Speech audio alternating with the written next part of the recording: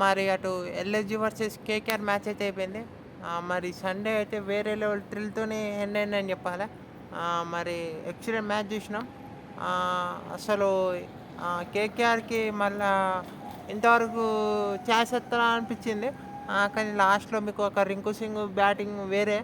మళ్ళీ ఎల్ఎస్జీ కూడా మీకు గెలిచే అవకాశం ఉండే. మళ్ళా లాస్ట్‌లో కేకేఆర్ ఓడిపోయే ఛాన్సులుండే.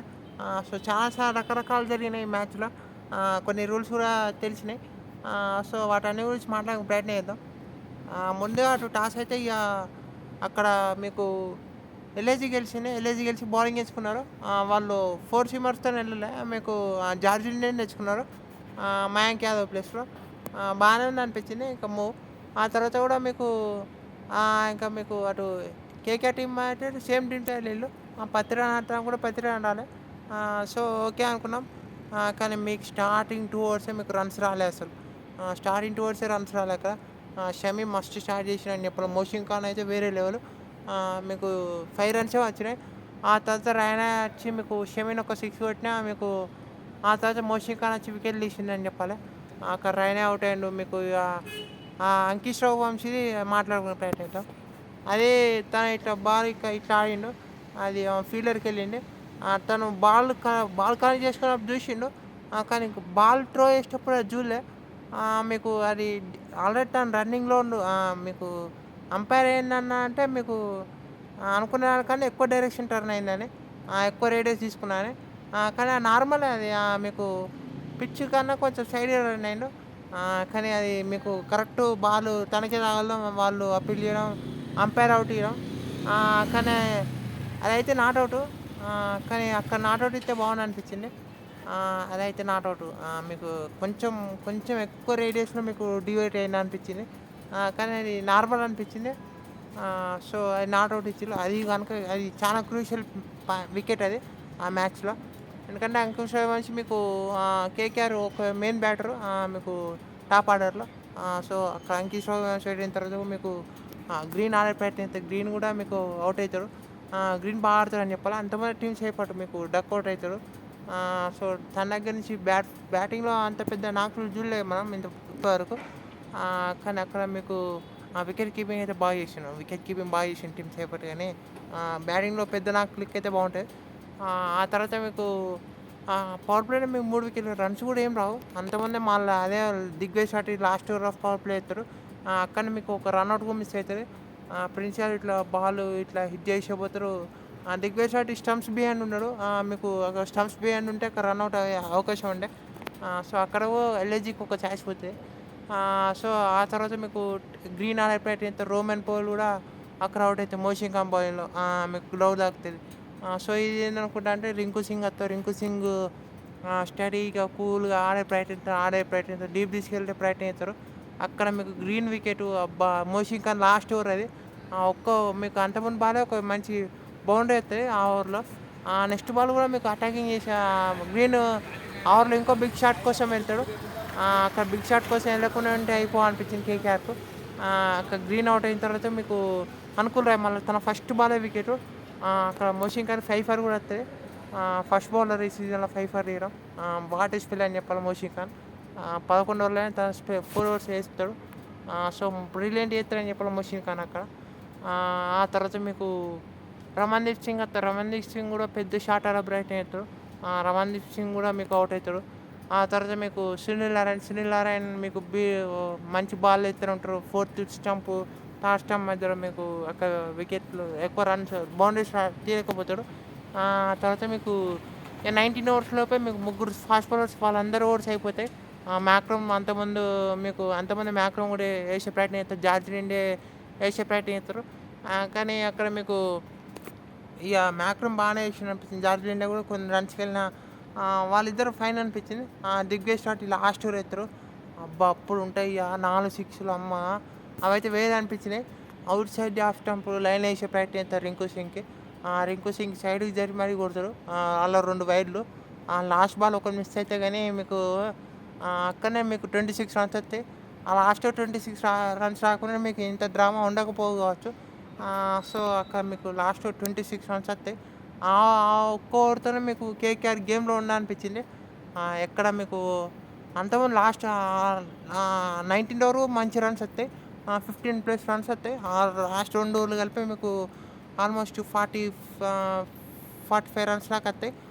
లాస్ట్ 2 ఓవర్స్ కేకేఆర్ కొంచెం ఓపించిందని చెప్పాలి. ఒకదానొక దశలో 150 పోతుంది అనిపించింది.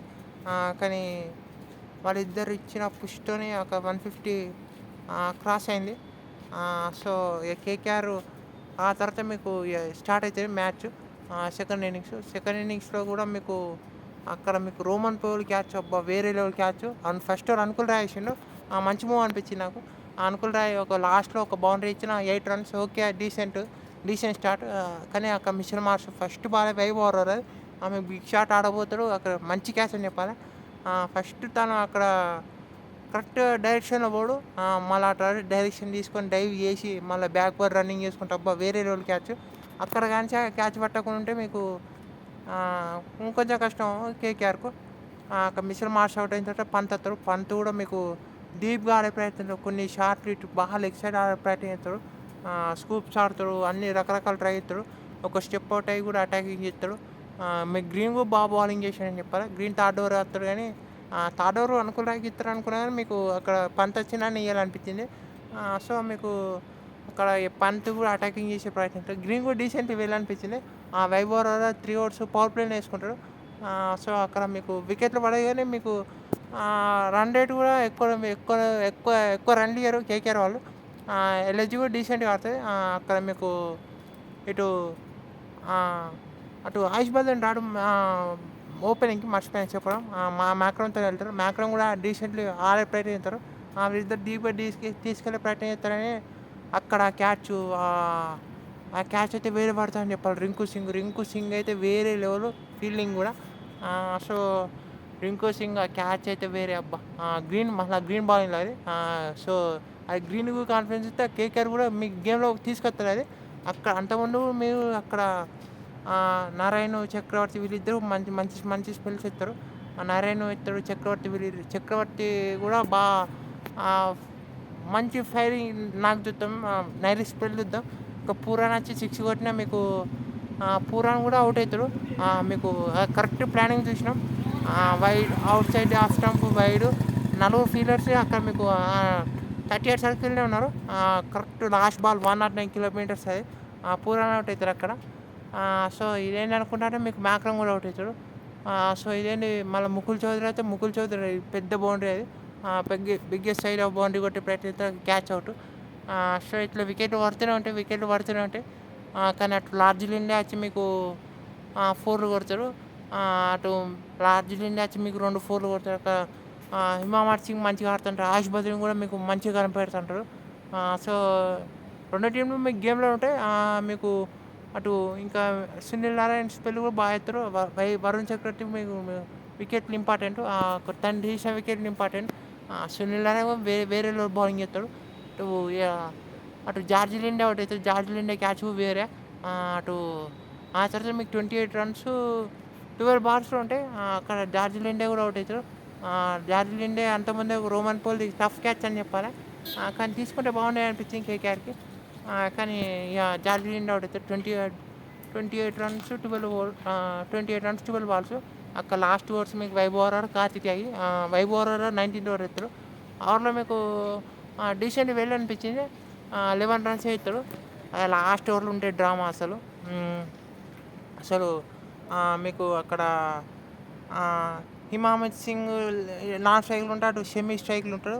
షమి అక్కడ మీకు ఒక బాల్ మిస్ అయితే అక్కడ కీపర్కి వెళ్తాడు. హిమామత్ సింగ్ స్ట్రైక్లకు వస్తాడు. నెక్స్ట్ బాలే నో బాల్ అబ్బా. అది నో బాల్. మళ్ళీ ఆ తర్వాత ఇంకో నో బాల్. సో అక్కడనే మీకు 2 నో బాల్ 2 రన్లు అక్కడ 2D మళ్ళీ ఒకటి. సో అక్కడ 5 రన్స్ వస్తాయి. మీకు ఒక్కటే బాల్ పడతాయి. 17 కాస్త 12 అవుతుంది. మీకు మళ్ళీ బౌలర్ చేంజ్ అంటారు. అనుకుల్ రాయ్ని తీసుకురావాలనుకుంటారు. మళ్ళీ కార్తికేయ అయితేనే స్టిక్ ఇన్ అవుతారు. మంచి మూవ్ అనిపించింది. ఆ తర్వాత మీకు నెక్స్ట్ బాల్ షార్ట్ బాల్ బౌండరీకి వెళ్తే అక్కడ ఫీల్డర్ ఎవరు ఉండరు. ఇదేనా అనిపించింది నాకైతే. So 4 balls 8 runs. Next ball మీకు అక్కడ మీకు హిమామత్ సింగ్ అవుట్ అవుతాడు. మంచి క్యాచ్ అని చెప్పాలి. అక్కడ హిమామత్ సింగ్ వికెట్ చాలా ఇంపార్టెంట్. ఆ తర్వాత మీకు అటు ఇంకో నెక్స్ట్ బ్యాటర్ అక్కడ ప్రిన్స్ యాదవ్ వస్తాడు. ప్రిన్స్ యాదవ్ వచ్చి అక్కడ నెక్స్ట్ బాల్ సింగిల్ వస్తాయి వాళ్ళకు. సింగిల్ వస్తే నెక్స్ట్ బాల్ 7 రన్స్ 2 బాల్స్ అంటే మీకు నెక్స్ట్ బాల్ బీట్ అవుతాడు షమి. స్లైస్ చేయబోతాడు, అవుట్ అవుతాడు. నెక్స్ట్ బాల్ స్లాట్లో పడతాడు, అబ్బా కొడతాడు 6. అది వేరే అనిపించింది. Super over. అంతకుముందు షమి వచ్చేటట్టే మీకు అక్కడ 19th ఓవర్లోనే ఒక బౌండరీ కొడతాడు. అక్కడ అది కూడా చాలా ఇంపార్టెంట్, అక్కడ షమి బౌండరీ కొట్టడం. సూపర్ ఓవర్ మీకు. నేను అయితే మ్యాక్రమ్ వస్తాను అనుకోలేదు సూపర్ ఓవర్లో. పూరన్ లేకుంటే పంత్, ఇంకా ముకుల్ చౌదరి అని వస్తాను అనిపించింది. సో రైట్ లెఫ్ట్ కాంబినేషన్తో నేను వెళ్తాను అనుకున్నా. అయినా ముకుల్ చౌదరి వస్తాను అనిపించింది, కానీ మ్యాక్రమ్తో వెళ్ళిళ్ళు. కానీ అక్కడ వర్కౌట్ కాలే మ్యాక్రమ్. మీకు ఫస్ట్ బాల్ నరైన్ అయితే మీకు పూరాన్ అవుట్ చేస్తారు. First ball clean bowled. ఆ తర్వాత మీకు సింగిల్ వస్తే పంత్. ఆ తర్వాత మీకు మ్యాక్రమ్ పెద్ద షాట్ ఆడిపోతే రింకు సింగ్ అయితే వేరే రోల్ క్యాచ్ మళ్ళీ అక్కడ. రోమన్ పోల్ మంచి ఎఫర్టు. రోమన్ పోల్ ఎఫర్ట్ మర్చిపోతాను. రోమన్ పోల్ వేరే లెవెల్ ఎఫెక్ట్ చేస్తే రింకు సింగ్ క్యాచ్ ఫినిష్ చేస్తాడు. రింకు సింగ్ ఆడిన ఫీల్డ్ అయితే వేరే లెవెల్ ఉండు. ఇంకా అటు కేకేఆర్ ఫ్యాన్స్ వేరే, అటు ఎల్ఎస్జీ ఫ్యాన్స్ వేరే. ఇక లాస్ట్లో మీకు ఇక అటు ప్రిన్స్ యాదవ్ బౌలింగ్ చేసినా మీకు ఫస్ట్ బాల్ 4 వెళ్తుంది రింకు సింగ్ బ్యాట్ నుంచి. సో ఇదైతే వేరే లెవెల్ మ్యాచ్. అన్నిటికన్నా కేకేఆర్ ఫ్యాన్స్ అయితే ఫుల్ హ్యాపీ ఉంటారు. ఎల్ఎస్జీ పాయింట్ అయితే మరి గెలిచే మ్యాచ్ ఓడిపోయినా అనిపిస్తుంది వీళ్ళకు. కానీ కేకేఆర్ కూడా ఒకదానొక రేషలో గెలిచే మ్యాచే, కానీ ఇంత డీప్గా రానుంది అనిపించింది వీళ్ళు లాస్ట్ ఓవర్లో. కానీ కార్తికేయ మరి బాగా బౌలింగ్ చేసిరని చెప్పాలి. 2 నో బాల్ తీసేస్తే బౌండరీకి వెళ్ళినా కానీ బాగానే బౌలింగ్ చేసాను. కార్తికేయ ఎక్స్పెన్స్ అయినా వాళ్ళకు మరి పర్లే అనిపించింది. లాస్ట్లో మీకు సునీల్ నారాయణ, వరుణ్ చక్రవర్తి వీళ్ళిద్దరు బాగా పర్ఫామ్ చేసిరని చెప్పాలి కేకేఆర్కు. కెమెరాన్ మంచి ఫామ్లో ఉన్నా అనిపిస్తుంది. వాళ్ళ టీమ్ ఎఫర్ట్ కూడా మరి బ్యాట్ ఎక్కువ తన దగ్గర నుంచి మంచి నాకైతే బాగుంటాయి కేకేఆర్కి. ఇంకా మీకు టీమ్ ఎఫర్ట్ సూపర్ ఓవర్లు వస్తా అనిపించింది. కానీ 2 runs ఎవరు వచ్చినా రింకు సింగ్ అయితే వస్తా అనిపించింది. స్ట్రైకర్ ఎవరు వచ్చినా ఇక పెద్ద పర్లే అనిపించింది నాకైతే. రోమన్ పోల్ వస్తారు, కానీ అక్కడ ఇక ఎవరు వచ్చినా ఏం అనిపించింది. కానీ అటు ఏమన్నా గేమ్ అనిపించింది, మంచి గేమ్. చాలా రోజుల తర్వాత ఒక థ్రిల్లర్ మ్యాచ్ చూసినా అనిపించింది, ఒక సూపర్ ఓవర్ మ్యాచ్. నిన్న పంజాబ్ మ్యాచ్ కొంచెం థ్రిల్లింగ్ అనిపించిన, క్యాచ్లు పట్టుంటే ఇంకా థ్రిల్లింగ్ ఉంటుంది, కానీ ఒక మంచి థ్రిల్లర్ మ్యాచ్ చూసినాం. మరి ఎల్ఎస్జీ అయితే అనుకుంటారు మరి ఆ లాస్ట్ ఓవర్ కనుక మీకు అన్ని రన్లు రాకుండా ఉంటే మీకు ఇంత మంచి క్లోజ్ గేమ్ చూడకపోవచ్చు మోస్ట్లీ మన. కానీ ఎల్ఎస్జీ కూడా మరి అటు పంత్ కొంచెం ఫామ్లోకి వచ్చింది అనిపించింది. మరి చూడాలి మరి వాళ్ళు నెక్స్ట్ ఎట్లా కంబ్యాక్ ఇస్తారా, ఎట్లే వాళ్ళ కథ ఏందని. కేకేఆర్ అయితే ఫుల్ హ్యాపీ ఉంటారు లాస్ట్ 2 మ్యాచెస్ గెలిచి. మరి నెక్స్ట్ మ్యాచ్ బాగా పర్ఫామ్ చేయాలనుకుంటారు. ఓవరాల్ అయితే మంచి ఫినిష్ ఇచ్చిళ్ళు ఈ మ్యాచ్కి. మంచి మంచి గేమ్ అని చెప్పాలి. ఇక అంతే వీడియోలో. Thank you for watching.